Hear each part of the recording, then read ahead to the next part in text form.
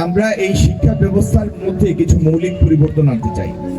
প্রথম হচ্ছে, আজকে যারা কলেজ ইউনিভার্সিটি থেকে সাধারণ শিক্ষায় পাশ করেন তাদের কোনো বিশেষ আর্নিং স্কিল থাকে না বা কোনো জব পটেনশিয়াল থাকে না। তো সেই জন্য এই পরিবর্তন এনে বিশ্বের অন্যান্য উন্নত দেশের মতো আমরা মেট্রিক এবং ইন্টারমিডিয়েটের সাথে একটা কারিগরি শিক্ষা যুক্ত করতে চাই, যেটার কারণে তাদের একটা আর্নিং স্কিল তৈরি হবে। সেটা কোডিং হতে পারে, কম্পিউটার সফটওয়্যার ডেভেলপমেন্ট হতে পারে, বা অন্য যে কোনো কারিগরি শিক্ষা হতে পারে, ওয়েব ডিজাইনিং হতে পারে। কিন্তু আগামী দিন আমরা এই সারা দেশের জন্য একটা স্বাভাবিক শিক্ষার পরিবেশ চাই।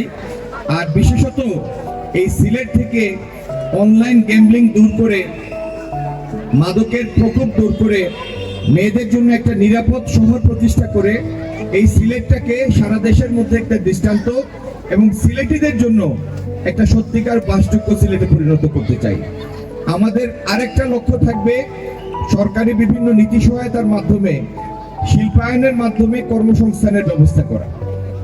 এই কর্মসংস্থান, নিরাপদ শহর এবং কারিগরি শিক্ষা, এই প্রতিটা জিনিস সরাসরি আমাদের শিক্ষার্থীদের ভবিষ্যতের সাথে সম্পৃক্ত।